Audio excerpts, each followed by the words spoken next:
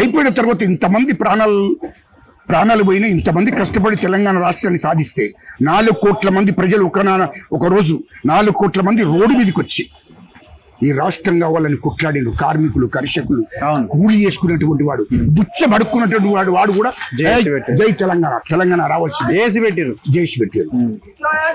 మరి ఇంతమంది కష్టపడి తెలంగాణ సాధిస్తే ఎవడి పాలైంది తెలంగాణ? ఎవడి పాలైంది తెలంగాణ? తెలంగాణ రాష్ట్రానికి తెలంగాణ వస్తే మా అందరికి ఉద్యోగాలు వస్తాయి, తెలంగాణ వస్తే మాకు నీళ్ళు వస్తాయి, తెలంగాణ వస్తే అందరం స్వేచ్ఛగా బతుకుతాం అని అంటే, ఈ రాష్ట్రానికి కేసీఆర్ ముఖ్యమంత్రి అయిన తర్వాత ఈ రాష్ట్రంలో ఉద్యమకాలను అణిసివేసి, ఈ రాష్ట్ర ప్రజలను అణిసివేసి, నోరు తెరిస్తే అరెస్టులు, నోరు తెరిస్తే కేసులు, నోరు తెరిస్తే చంపేయండి. ఏంటి పరిస్థితి? రాష్ట్రంలో ఏం జరుగుతుంది? ధర్నాలు ఉమ్మడి రాష్ట్రంలో, వాస్తవానికి ఉమ్మడి రాష్ట్రంలో ఆ ఉమ్మడి రాష్ట్రాన్ని పరిపాలించిన ఆంధ్ర వాళ్ళు కూడా ఏనాడు కూడా ధర్నాలు చేసి, రస్తారోకలు చేస్తే, ఊరేగింపులు చేస్తే ఏనాడు కూడా అక్రమ కేసులు పెట్టలే. కానీ కేసీఆర్ వచ్చిన తర్వాత రజాకారుల పరిపాలన గుర్తుకొచ్చింది, నిజాం పరిపాలన గుర్తుకొచ్చింది. కేసీఆర్ వచ్చిన తర్వాత ఏం జరిగింది? ఉద్యమకాల మీద ఉక్కుపాదం మోపుతావు, మందకృష్ణ మాదిగన అరెస్ట్ చేసి చెంచల్గూడ జైలుకు పంపుతావు, కోదండంను అరెస్ట్ చేస్తావు, ఉద్యమాలు చేసిన ప్రతి ఒక్కరిని అరెస్టులు చేస్తావు, నిర్బంధం ఇస్తావు, ధర్నా చౌకులు మొత్తం క్లోజ్ చేస్తావు, అందరి మీద ఉక్కుపాదం మోపుతావు. ఎంత దుర్మార్గంగా పరిపాలన చేసాడు. అది ఓగా. ఇవాళ నువ్వు 2014 నీ ఆస్తులు ఎంత? 2014 ముందు నీ ఆస్తులు ఎంత? నువ్వు ముఖ్యమంత్రి అయిన తర్వాత నీ ఆస్తులు ఎంత? అది ఒక్కసారి బయటపెట్టు.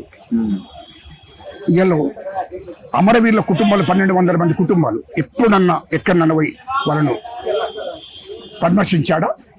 ఏం జరుగుతుంది? మీ కొడుకులు చనిపోయారు కదా, మీ కుటుంబానికి ఎవరన్నా ఆధారణ ఉన్నాడా?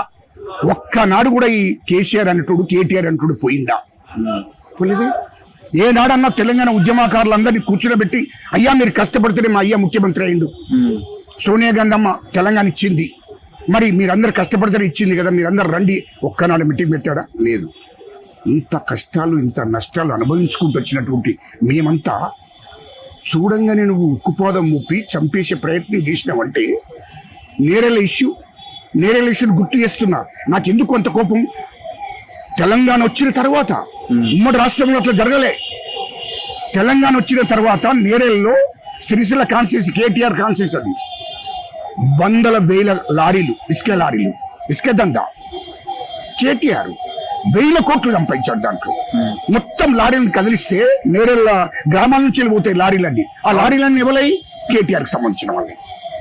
లారీల కింద పడి చిన్న పిల్లలు, 5 ఏళ్ల పిల్లలు, 10 ఏళ్ల పిల్లలు, 15 ఏళ్ల పిల్లలు లారీల కింద పడి చనిపోతే ఆ నేరేళ్ల బాధ్యులు అందరూ కలిసి, తల్లిదండ్రులు అందరూ కలిసి, అయ్యా మీ లారీల మూలంగా మా పిల్లలు చనిపోయినరు, ఎందుకైనా ధర్నా చేసినందుకు రోడ్డు మీద వాళ్ళందరినీ అరెస్ట్ చేసి థర్డ్ డిగ్రీ ఉపయోగించి భార్యలకు, సంసారాలకు పనికి రాకుండా తొక్కిచ్చారు పోలీసులతో. ఏమయ్యా? ఓ దిక్కు పిల్లలు చనిపోయి బాధపడి ఏడిసి ధర్నా చేస్తే వాళ్ళ తండ్రులను తీసుకొని పోయి నీవు రోకల్ బండ్లకి ఇచ్చి థర్డ్ డిగ్రీ ఉపయోగించేసి వాళ్ళను సంసారాలకు పనికి రాకుండా, పని చేసుకోకుండా చేసినమంటే ఎంత దుర్మార్గమైన పరిపాలన జరిగింది.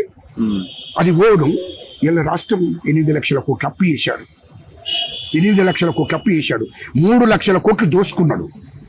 రాష్ట్రం తెలంగాణ ప్రజలే 3 లక్షల కోట్లు దోసుకున్నాడు. ఎక్కడి నుండి వచ్చింది డబ్బంతా? ఈ డబ్బంతా ఎక్కడ పెట్టావు? అమెరికాలో 40,000 కోట్లు పెట్టి ఒక కంపెనీ పెట్టాడు ఎవరు? కేటీఆర్. అది బీనాన్ పేరు మీద. అక్కడ నువ్వు అమెరికా ఏం పని? 6 నెలలకు ఆడదికి ఒకసారి అన్ని అవుతాయి అంటున్నా, కేసులు అవన్నీ వస్తాయి. తొందర పడకండి, ఎందుకంటే వస్తాయి. అదే దుబాయ్లో ఇదే కేటీఆర్ 25,000 కోట్లు పెట్టి అక్కడ కంపెనీలో పార్ట్నర్ ఉన్నాడు. అక్కడ ఆధారాలు ఉన్నాయి, తెప్పిస్తాము. అవన్నీ తొందర పడకండి. లండన్లో ఈయన పెట్టిన అందులో పనిచేసే వాళ్ళ రిపోర్ట్ ఇదంతా. నేను వట్టిగా ఎవరు రోడ్డు పంట వెళ్ళి చెప్తే విన్నోని కాదు. వీళ్ళ దాంట్లో ఎవరైతే ఏ కంపెనీలో అయితే పెట్టాడో ఆ కంపెనీలో పెట్టినటువంటి వాళ్ళు ఇచ్చిన రిపోర్టే. ఇవాళ లండన్ లో పెట్టిండు, ఆడ 20,000 కోట్లు పెట్టాడు. ఎక్కడి నుండి వచ్చింది డబ్బంతా? ఈ డబ్బంతా ఎక్కడి నుండి? ఏం బిజినెస్ చేశావు? మీ 2001 నుండి 2014 దాకా కేసీఆర్, కేటీఆర్ వాళ్ళ కుటుంబం ఏం బిజినెస్ చేస్తే అంత డబ్బు వచ్చింది? అది చెప్పండి, ప్రజలకు చెప్పండి. నేను అగ్రెసివ్ అదిగాను, నువ్వు ప్రజలకు చెప్పు మీకు ఎక్కడి నుండి వచ్చింది. మరి అంతకుముందు డబ్బు ఇది ఇప్పుడు మీరు అన్న మాటలు మీరు కట్టుబడి ఉన్నారా? 100%. అంతేనా? 100% తీసుకోవాలి కదా. వెనక్కి తీసుకునే ప్రసక్తే లేదు. బూతులు నా ప్రాణం ఉన్నంత వరకు వెనక్కి తీసుకునే ప్రసక్తే లేదు. అది నేను అది ఒప్పుకొని మళ్ళీ అంటనే ఉంటా. 100%.